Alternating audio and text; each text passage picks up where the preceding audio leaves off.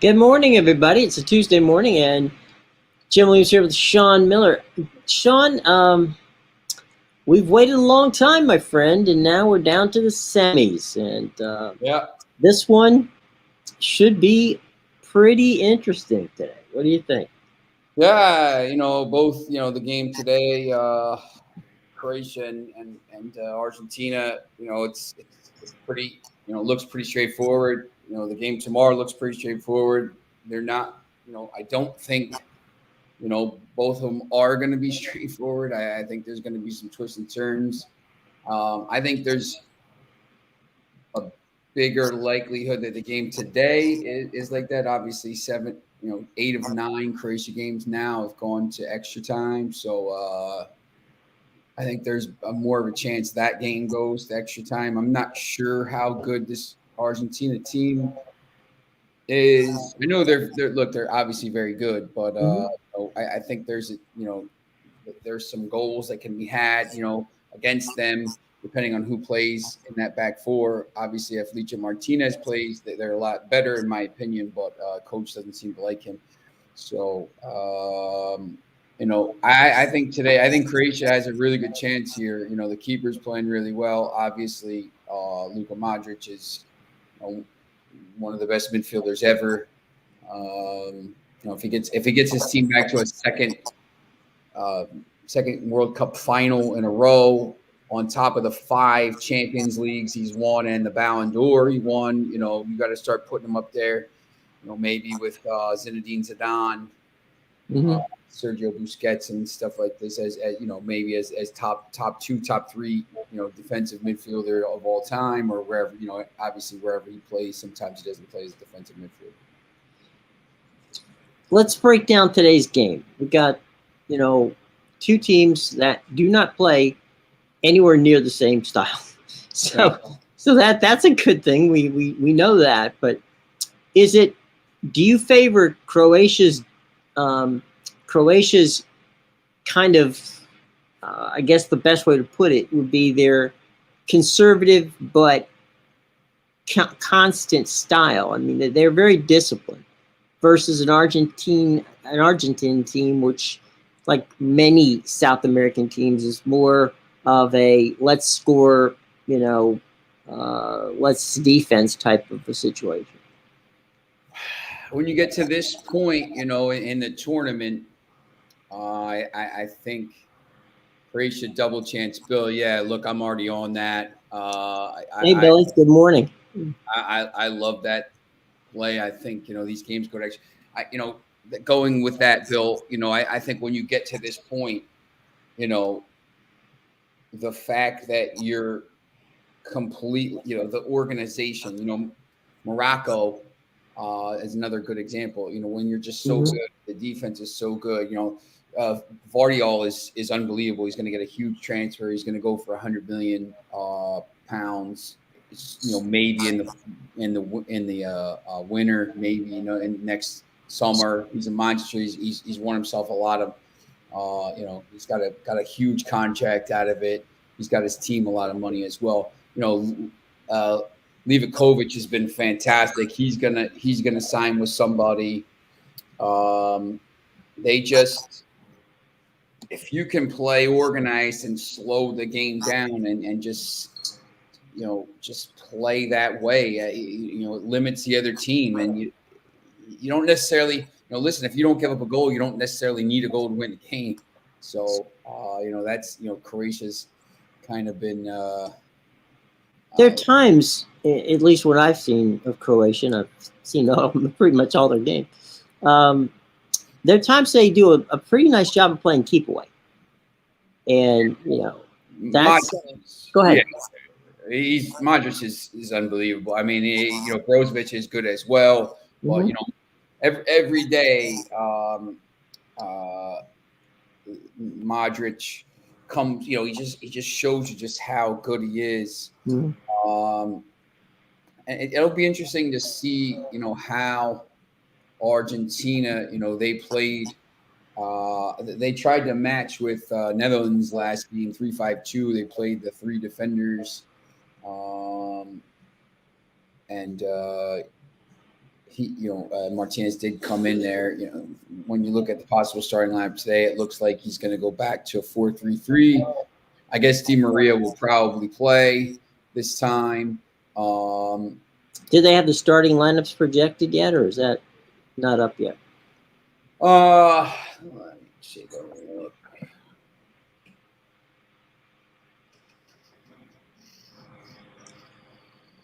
Where do you Both. What do you see Messi doing, if anything? I mean, he'll be kind of just roaming around and doing what he does. Looking for an opportunity. Looking for little pockets of space. Yeah. I mean, basically they have, both the predicted lineups I've seen. Argentina has basically been, the same. Di Maria, if he's healthy, will play. Messi and Alvarez. Messi has a false 9. Rodrigo De Paul, Alexis McAllister, and Enzo Fernandez will be the midfield. The outside backs will be Molina and Tagliafico, probably Otamendi and Romero start, but I think that's a mistake. I think Licho Martinez is better equipped, but he seems to like Romero and Otamendi better. Obviously, Martinez is starting to go. Both these teams basically pick themselves at this point. Like I just don't know who else would come in for either team. There's no one's on it. No one's on a card here. And both teams are basically fit. It looks like Croatia's really the most fit team probably left. Obviously France is pretty healthy for the teams they have there. Sean, what do you think of first half draw? Yeah, I think that's probably a decent play. I didn't see the odds on it. Hold on, let me take a look here. I think Bill at minus 110, something like that. Is it they're Vegas thinks that there's a very good chance of a draw at half. This line's actually gone down a little bit. Argentina is now minus 114. I saw them at minus 125 yesterday. The draw is plus 230. Croatia is plus 400. Double chances. Basically, Croatia and draw is even money, which I think is should be higher than that. But basically, for me, if you're betting this game, it comes down to, do you want to take Argentina or Croatia and draw? Because it's the same price. So you either have 2 of the outcomes or 1 of the outcome at the same price. Basically, 2 of the outcomes is actually a little bit better price. So knowing that Croatia goes the extra time 8 of the last 9 tournament games, and knowing, that they were in the final last time, and knowing all this stuff, and then knowing you got Messi on the other side, you can either take 2 outcomes or Argentina, 1 outcome at the same price, and you just have to say which one offers me better value. To me, it's Argentina, it's Croatia and the draw, just because of all the stuff that goes along with it. I mean, look, Croatia could win this game. I'm not, they're in the semifinal and they went to the final last time. They beat a very good England team in the last time they were in the semifinals. That probably was better than them, but they outcoached them and outplayed them. It seems like said that a lot, but to me, that offers you decent value. I think it's hard. This game is really I'm convinced I know the outcome of the other game. We'll talk about that tomorrow, but this one I just could play out 100 different ways. I wouldn't be stunned. What I like is the discipline of Croatia. Yes, they played this way. They have a history, as you just said, of knowing how to play this way. They practice to play this way. I just, when whatever sport, be it, soccer, international soccer like this, be it football, be it baseball, basketball, whatever, the teams who have the discipline, the teams who understand this is what we do and this is how we play, normally are the teams that win. And I don't know that Argentina can score on anybody. So there's that. And I see that 100%. But, I guess the key here is for what we know is going to be more than 90 minutes. Can Croatia basically play keep away or certainly play defense well enough to keep the game either tied or, if they do get a goal early, which I don't think they're going to do, but if they did, basically hide the ball for 45 or 50 minutes. Here's the other thing too. Like, everybody talks about Messi, but if you go back and you think about what Messi's done in, late in tournaments, in the last, in 2014, obviously they lost in the final. As Gonzalo Higuain should have scored there in regulation, but Germany beat him in extra time, but didn't score. He really didn't do anything in the other game. The game before that against the Netherlands in the semifinals, was 1-0 in extra time as well. So,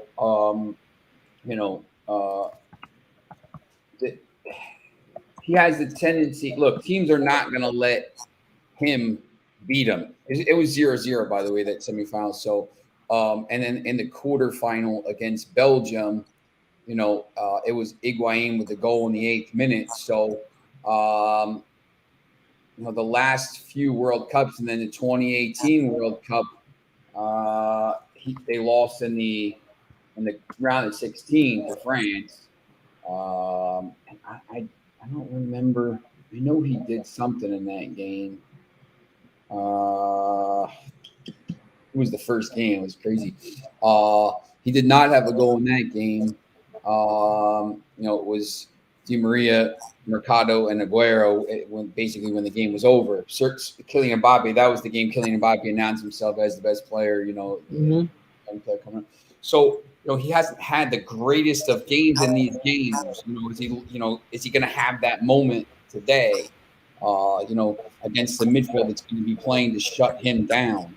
I don't know. Maybe Julian Alvarez is, would be the guy if Argentina scores, but there's so much stuff here looking at it. Argentina is now down to -108. So they're getting closer as the game gets closer. It's getting closer to plus money. So maybe some money's coming in on Croatia. Croatia in the draw. I wouldn't be surprised. Yeah, look, once again, this tournament, some of the betting lines have been weird to me looking at it, and when you're watching the Premier League all the time and it's week to week and you kind of know what the lines are going to be before they come out. With relative, rounds, whatever, if you watch enough games like here, there's just been so many games where I'm like, I don't understand the line. And then the game plays out and it's just it's played out weird. So, to be honest, I don't really love the game. I'm going to watch it. I think it's going to be a fascinating game to watch. But as a better I would take Croatia and draw. But once again, this is hard to call. It's, to me, much harder to call than tomorrow's game.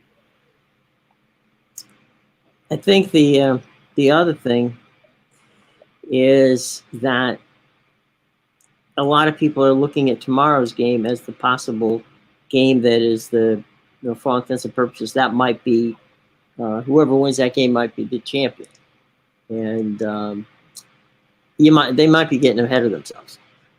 It's neither one of these two teams, Argentina and Croatia, are good, but tomorrow everybody seems to be looking at that game and saying, all right, well, whoever wins this is going to win it. Not so sure that's true, but it seems to be the money seems to be moving that direction. Yeah. ESPN just announced that Mike Leach died this morning. Oh, that's terrible. Died. Mike was a good man. He had his flaws. He had his, but at the end of the day, Mike was a heck of a football coach. Offensive, yep, and a character. He was a character. Oh my gosh, there are few people that had the character that Mike did, and he will be missed. And that's terrible news. Mississippi State is where he was his last go round. I know he had heart problems. Yeah. If you knew Mike, the guy who who I would kind of say that Mike reminds you of it from a basketball standpoint was Rick Majerus. Rick was also of the same kind of ilk.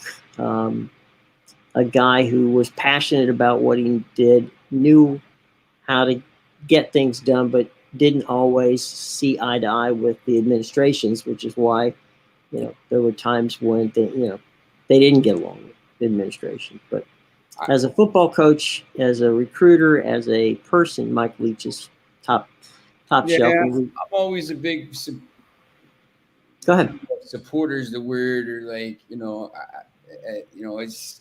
I like these guys that are characters.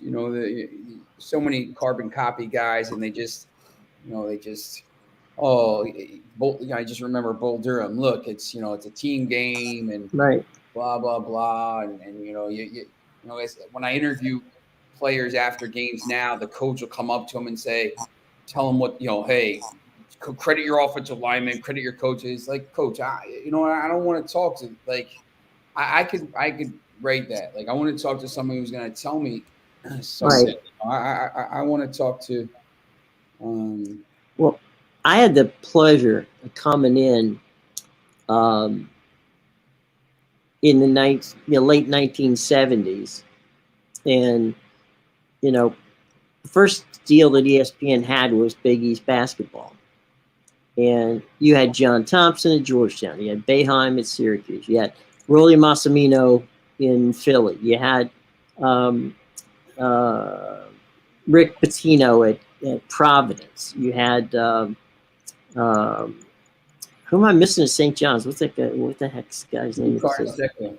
Oh, Carnesecca, right? Carnesecca, with all of his different sweaters. You had characters. I mean, those guys were characters, and you certainly had no problem after a game was over, going and and certainly during the game and after the game, coaches, players, the whole routine was pretty amazing.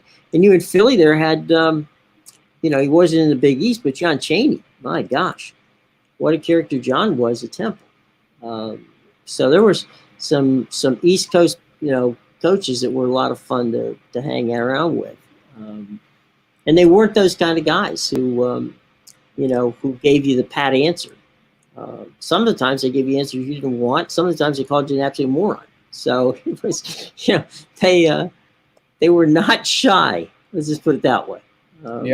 You got, the old question was, the old thing was, don't ask them a question if you don't want an answer, because they're going to give you an answer. But, to your point about coaches and people, basically doing things, I can remember Steve Carlton when Steve was playing for Philadelphia. I remember Steve Carlton in spring training giving out a typed list of answers and said, "Here, just use them during the season. Plug them in wherever if this is the question you ask, this is the answer. Just don't come to me. I don't want to talk to you. But here's your answer in spring training. I'll give it to you." So that was supposed to be good for the whole season. You miss characters like Mike Leach. I mean, you just don't get a lot of characters anymore, and that's a shame, because that's what sports is. Nothing if not stories, right? I mean, it's a history. It's a fun thing. It should be fun, and it's the history of the game is told through stories. I mean, you and I have the luxury of being people whose job it is to tell those stories, and you hope that you have some people who stories you can tell.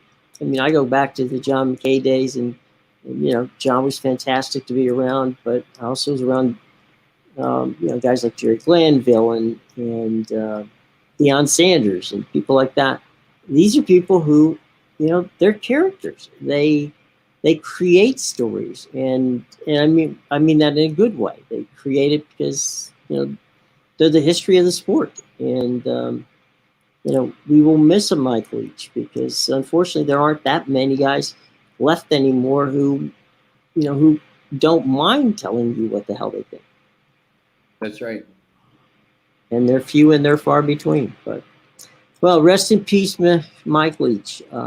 Quite the character, and unfortunately, things didn't sound good after he had that heart attack over the weekend, and you know, it it was clearly. I think someone had just told me he was going to retire after the year just because of his health. I mean, Well, he had. And there's no question that one of the issues around the possible hiring of Mike Leach, even at Mississippi State, was they were concerned about his health, and clearly it panned out the wrong way, and we're certainly sad because that's and we had Grant. We lost Grant this week too. Great soccer writer. Yeah. And, good human being, and it's been a terrible year or two here. We've had through COVID, we've lost a lot of people, not just famous people, but family members and all that. So it's been tough time. So rest in peace, Mike. You were fun to be around, and we just hope that his family and his those who know him remember all the good things and hold those things dear, because you never know what's going to happen when it's going to happen. So anyway, sad news, but hopefully for Mike and his family, Mike's family will know that he was loved by a lot of people. That's right. So now from the serious back to the to the interesting, from a standpoint of the interesting, to keep what's going on. Any predictions on today's game, or you want to save that for a little bit later? No, I think it goes to extra time, and I don't know. I have a little feeling. I don't know. I think Croatia could get it done again. I think this could be in penalties. I'm not really sure, but I think it could be Croatia again. I would be stunned.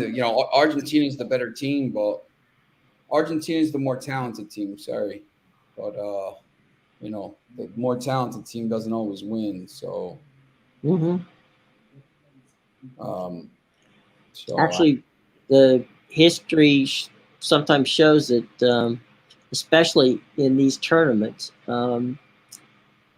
that the good team or the best team doesn't. We have a lot of people, pointing fingers and wondering, well, okay, what happened to that team?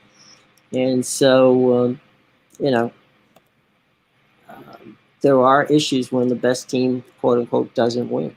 And right. Yep. It'll be interesting to find out, and we'll know about 4:30, 5 o'clock this afternoon, who will be in the final on Sunday, whether it's Croatia or Argentina. And either would be a good result. There's no question. Yeah, correct. So let's talk a little bit of college basketball. This is a real crazy year for college basketball.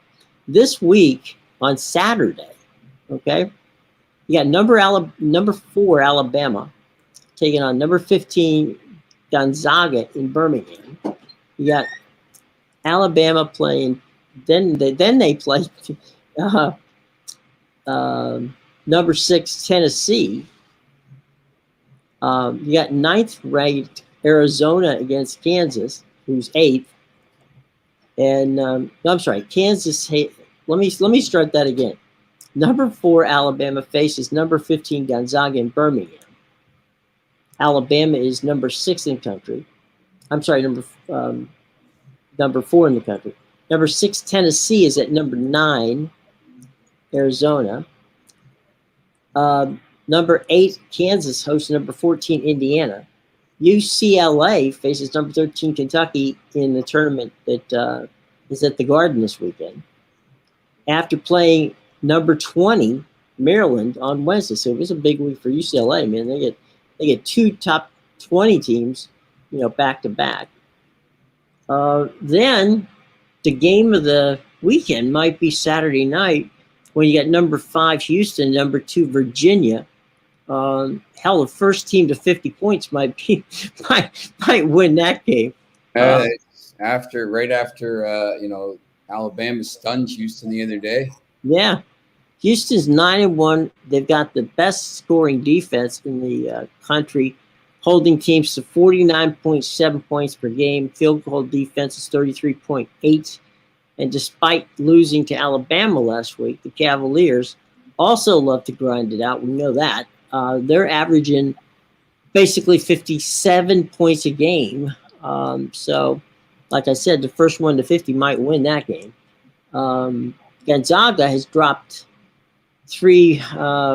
has dropped in the poll. They're 7-3. They started as preseason number 2. They lost to Texas. They lost to Purdue. And the Zags faced number 13 Kentucky and Michigan State this week. So a lot of good college basketball. Yeah, definitely. There's a lot of good games this week.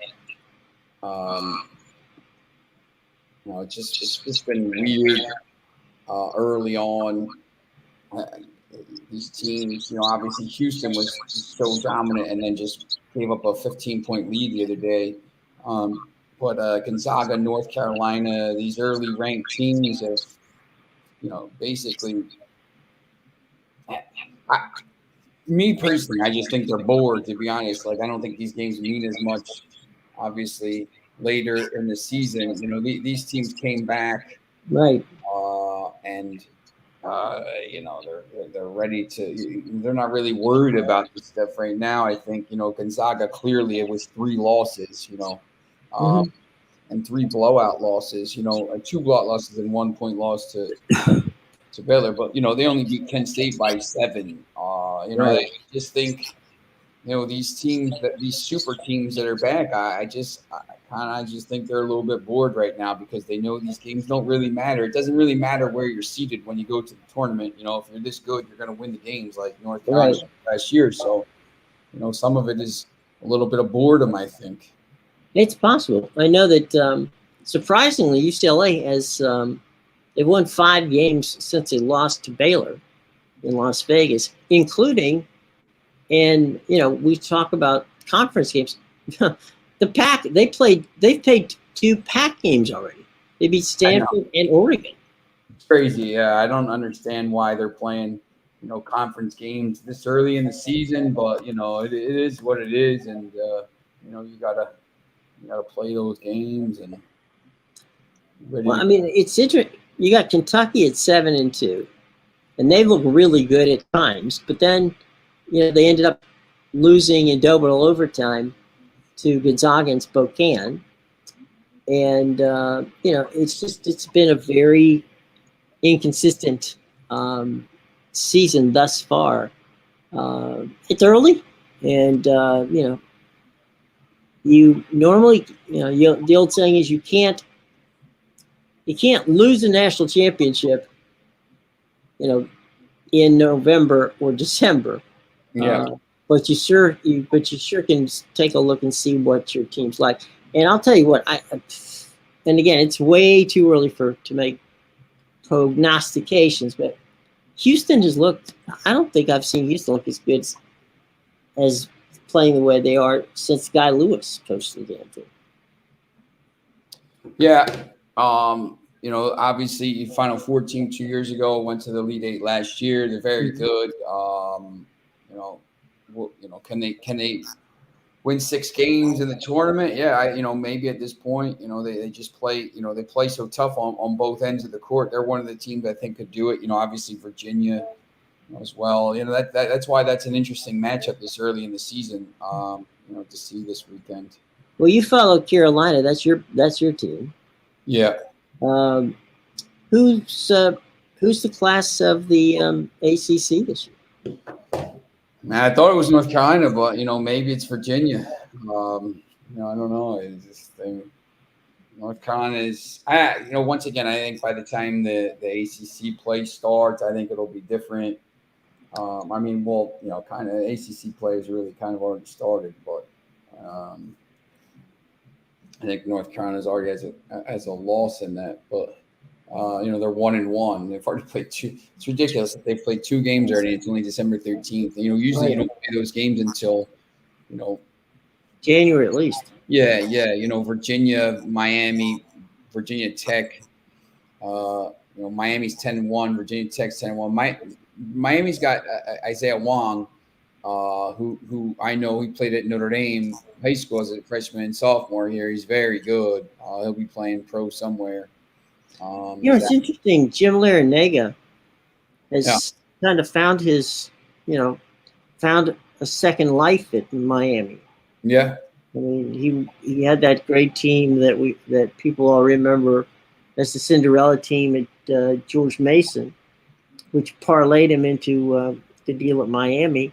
And then he went down there and just, he made tournaments, but he didn't particularly make a mark. And now he's starting to use that portal as a way to rebuild that team. He's using the portal, and he's also using the billionaire money that's behind it, and the NIL stuff. The NIL stuff.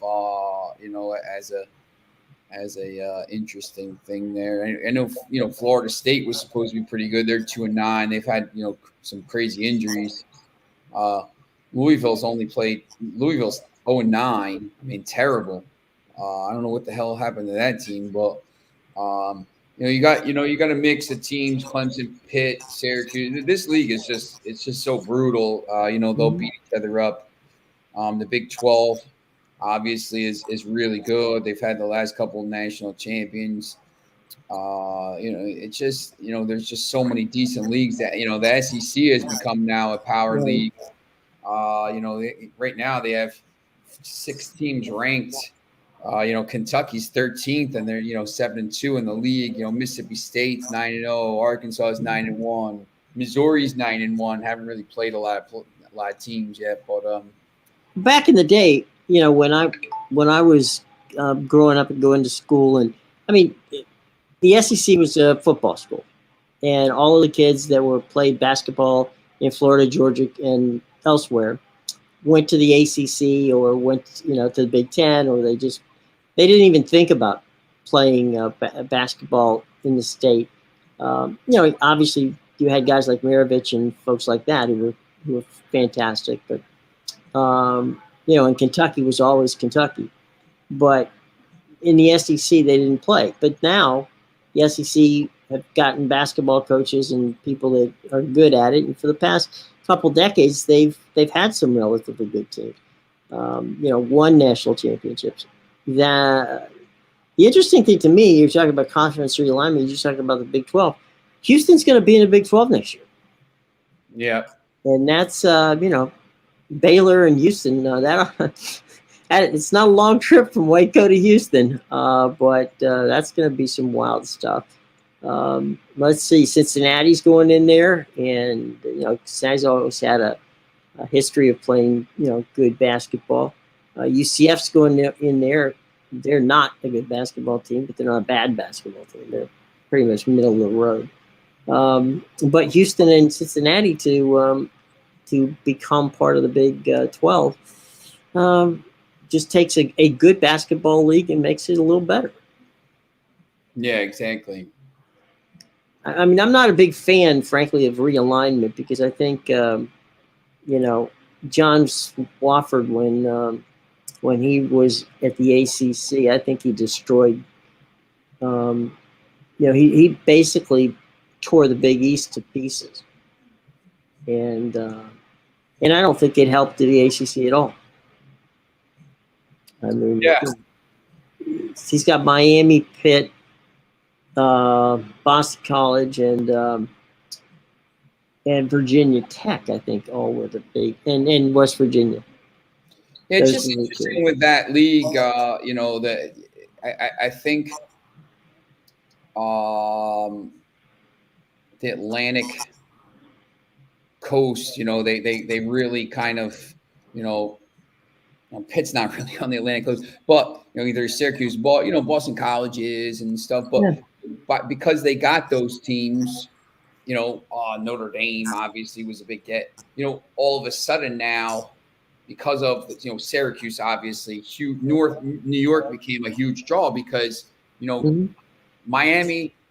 Half of University of Miami is from New York and New Jersey. It's the same thing Right. as Maryland. The University of Maryland, half the school that Yeah. goes there is from New Jersey. So they got these teams up and down the coast, and now they were able to put the tournament in New York, which was, I think, Mhm. real big for them. They complain about it sometimes, but they were holding, when it was in North Carolina every year, they were like, well, why don't you just hand the trophy to North Carolina or Duke or Wake Forest when they were good? But now it's North. Well, You have it in New York, or you have yeah. it where it's kind of gives everybody a chance. I know that Gary Williams, Gary and I used to talk all the time when Gary was coaching at Maryland, and to your point, Gary kept saying, "I hate playing basketball in the ACC," and I'm like, why? Because everything is leans to the Carolina teams because we end up playing the damn tournament in Greensboro every year. I know. Because I get sick of driving. We have no advantage. It goes Carolina.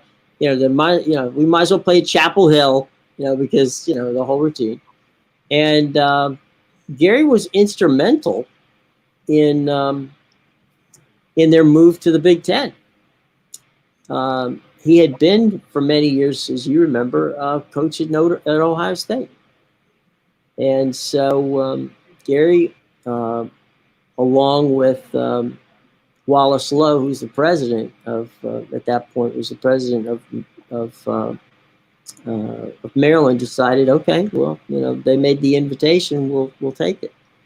And what happened, the addition of Pitt and you know BC and Miami and those schools, that all was football. That was John Swofford getting football, and it had absolutely nothing to do with basketball.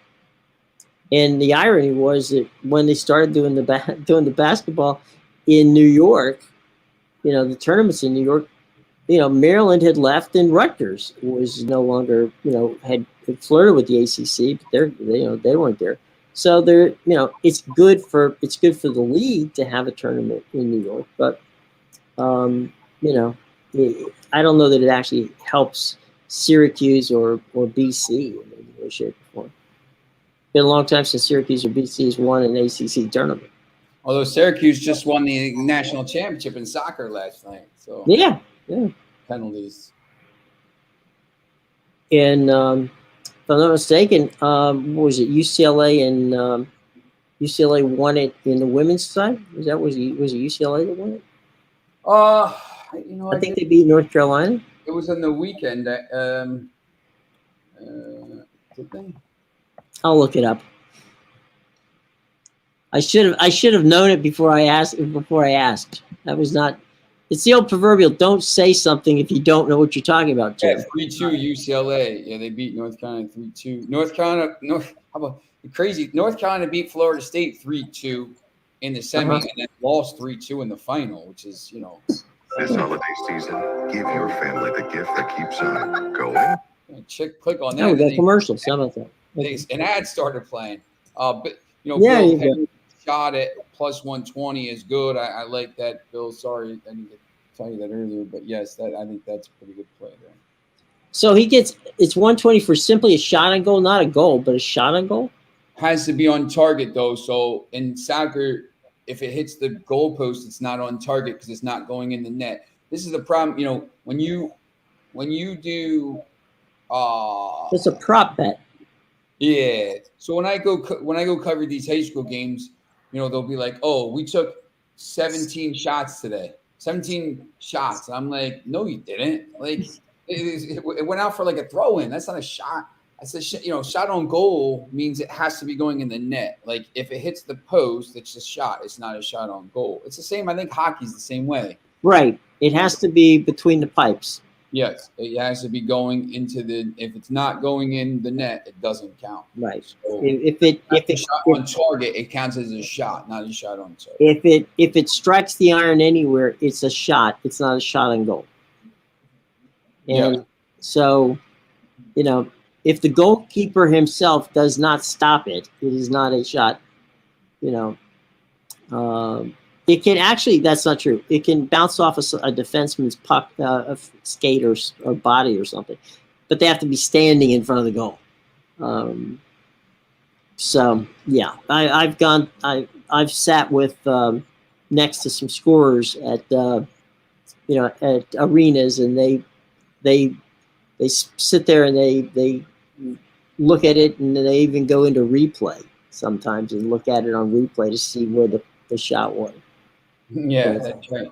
So it's got to be a direct shot. Hey, there's Foxy. Foxy, how you doing? Good to see Hey, you. Foxy. Okay, or a keeper saves shot, even if it's going wide, it's a shot on target. Well, if the keeper gets his hands on it, yeah, they can. That's a counted shot. Yeah. So, see, we've got some very smart people here, Bill and Foxy and the gang. They keep us honest in that regard. I just somebody was asking me if we wanted to talk about if we talked a lot about the NBA and the NHL. I said, we haven't even, guys. The season hasn't even been a month and a half old.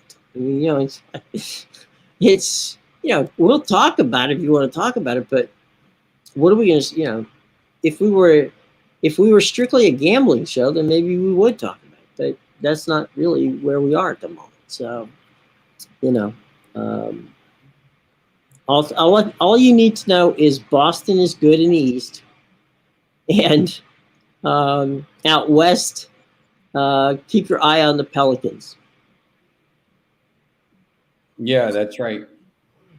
Zion finally is living up to his,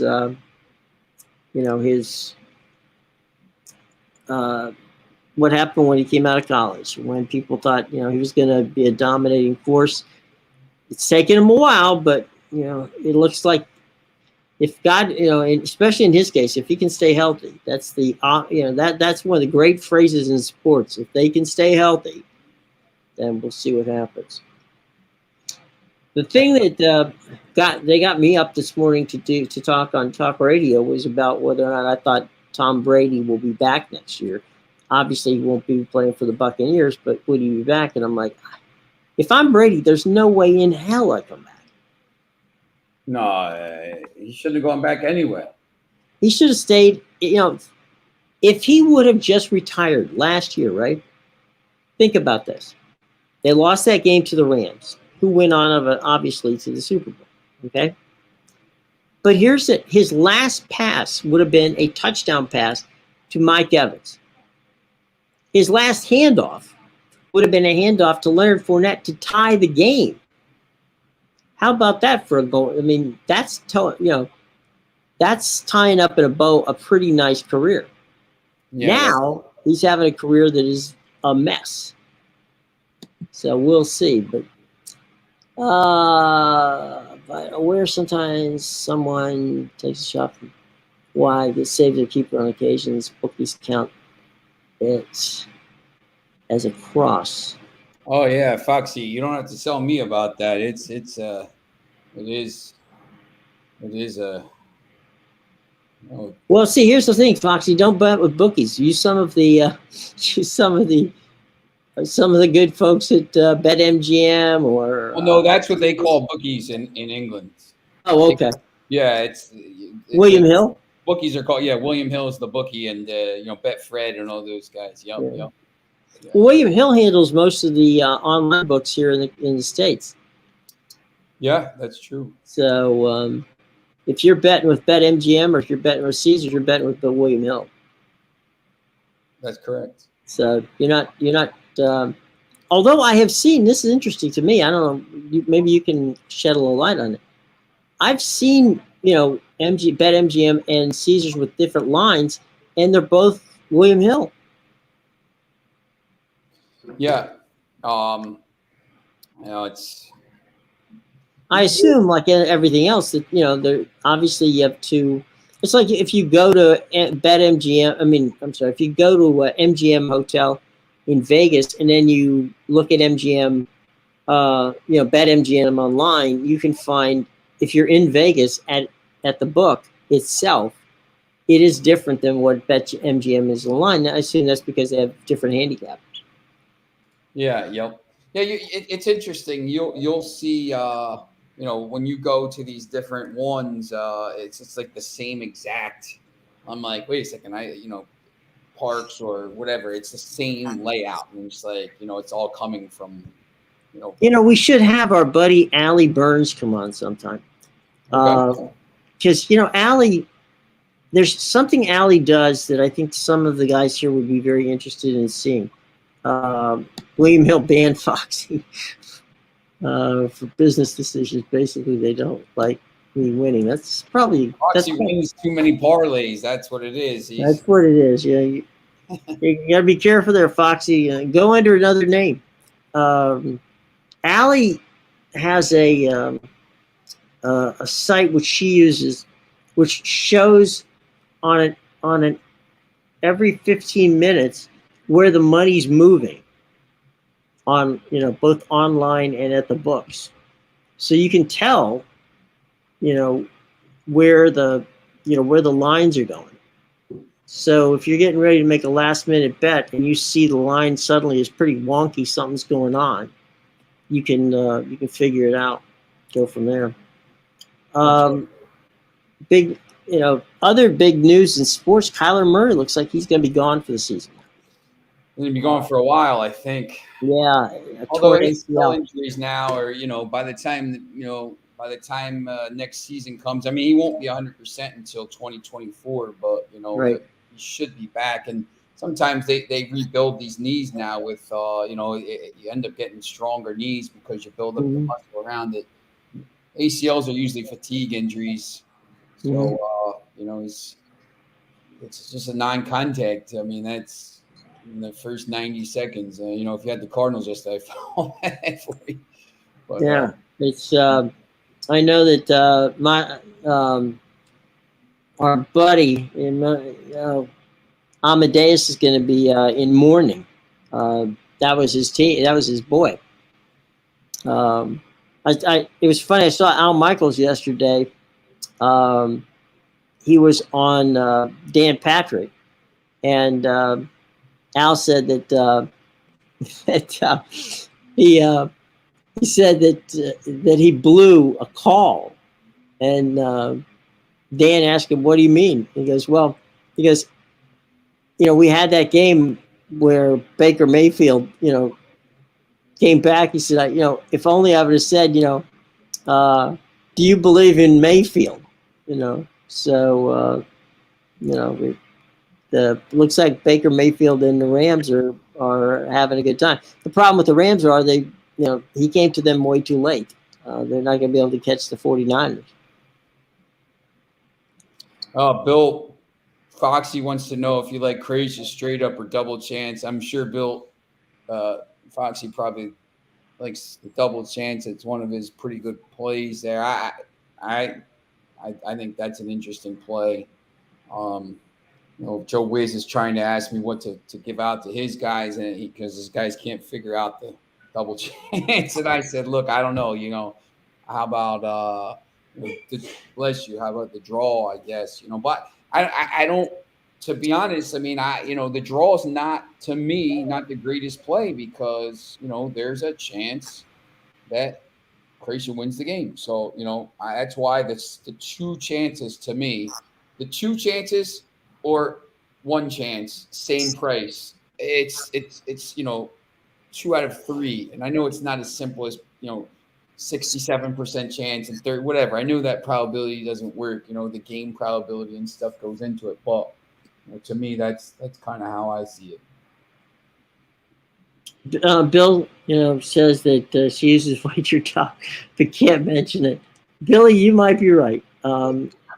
She's not going to mention Wager Talk. You're 100% correct. So if that's what she uses, and I'll have to text her and ask her, but if that's what she uses, then you're 100% right. She's not she will not mention that she uses Wager Talk. I don't even know what that is. Wager Talk is it's a betting service that gives you information. It would be a competitor to what, to picks and parlays. Oh yeah. So if Wager Talk is who she uses, I'm sure that I agree with Bill. She's not gonna mention it. Yeah, they don't let us pick soccer on there. They didn't give us the chance to pick any World Cup games. I was very upset about. Well, that is their loss. Yeah, well, I'm off it. I have Argentina to win the World Cup outright, but really wouldn't be surprised to see extra time again. Yeah, Foxy. Obviously, if you have Argentina to win it, I have France to win it. So I have France too. I backed France before the tournament at plus 800. When once again, I couldn't understand. I talked about this last night on By the Book, and why, by the way, we'll be on an NBC in Washington, D.C. Oh, I'm not supposed to say that, but we are. We'll be on NBC when on NBC in DC next week. Sorry, next week. So we'll oh, really? Okay. Yeah, I'll have a write up about it later in the week, but so maybe keep it under wraps right now. But I talked on there last night about Brazil was plus 375 and France was like plus 800 or plus 750, and I just didn't understand why the odds for France were double the odds of Brazil, because when you compared the squads, even with the players that were hurt, when you compared the squads, I thought the squads were even. Brazil, in the paper, I took Brazil to beat France in the final, but, I bet France because I said there's better value here. To me, there's better value to back a team that has a better squad, that same squad, and you get double the price. I couldn't understand. It'd be like if you bet, it'd be like if you had the Astros and the Dodgers in the World Series. Mm-hmm. The Astros were, 2-1, and the Dodgers were 4-1 or something like that. Like I couldn't understand it. Yeah, no, look, I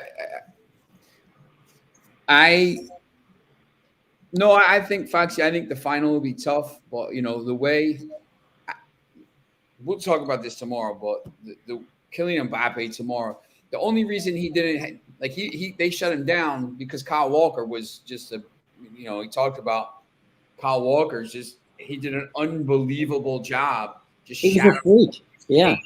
His size. I mean, just showed how good Kyle Walker is. He just completely neutralized Mbappe, but he also didn't get involved in attack. So, that's part of the thing. I just don't know if anybody left in the tournament can do that job that Kyle Walker did. I think Mbappe scores a goal or two tomorrow. They're just, but, look, I don't know, Foxy. At this point now, there's been so many weird results. I mean, I wouldn't be stunned to see a Croatia-Morocco final. Morocco, who knows at this point? Any of these teams could win it. But yes, France is probably, the favorite to win it. Well, we saw that whenever you try to take Mbappe out of the game, right, that France has other players who will pick up the slack. Yeah, Griezmann was unbelievable the other day. Griezmann had a phenomenal game playing as a distributor. The guy's over his career in the Euros at 2016, he led the Euros with goals, and then 2018 and assists and goals and everything. And this time he's just being a playmaker. You got Dembele and Mbappe on this side and this side just running at you constantly. Giroud is unbelievable. They're making the case about Harry Kane and Giroud. And, Giroud, it's not even close when you compare the two careers. Harry Kane's got a lot of goals, but Giroud has, he won 3 FA Cups with Arsenal. He won with Chelsea. He won, trophies with Chelsea, champions. This guy's got he's got a World Cup. He's going to be in another final. He's played in the final in 2016. I mean, this guy's been in all kinds of finals, and you know, Harry Kane doesn't have any. He doesn't have a trophy to his name. So you know, it's interesting. They're just really good. So that game, you know, and you know, they got a little bit of a break tomorrow. We'll talk once again more about it, but you know, I think Morocco's pretty banged up. You know, you know, these guys will play, but they're pretty banged up, and you know, Armbat's not going to be able to do everything tomorrow. There's just too much talent on the pitch, so it'll be interesting though. Today's game will be interesting though. I think today's game is going to be very interesting. Well, we will see. We won't have that long to wait to find out. 2 o'clock Eastern time will be the kick. Local time 9 o'clock in Qatar.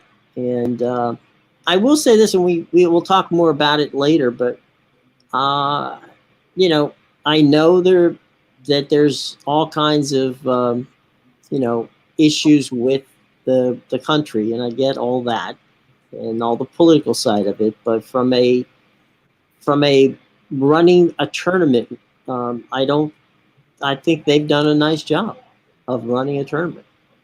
You know, we'll see, but Foxy has Argentina plus 600 and Morocco plus 30,000 to win it, so he wants a Morocco-Argentina final. Yeah. Well, you know, Foxy, I want Croatia and France for me, but yeah, we'll see. That's why they call it betting, Foxy. Well, we will definitely see. Well, do we have any other final questions before we? He has a. I think we saw. Did we see this one? Yeah. Yeah. Okay. All right. Okay, guys. Any final thoughts, Sean, before we head out here on a cold Tuesday morning? Ready to watch this game. You know, it's just 2 o'clock already. Yeah. Okay. All right, boys and girls. We shall see you tomorrow. Foxy, Bill, gang, we really appreciate you dropping by. If you could, hit the subscribe button, hit the like button, because that really helps us out. So if we could impose upon you the subscribe, hit the bell, like, and share, that would be very helpful to us, okay? All right. Sean, until tomorrow, my friend, have a great day. We will be back, and we'll have some fun, as we always do, right here. So take care, everyone, and we will see you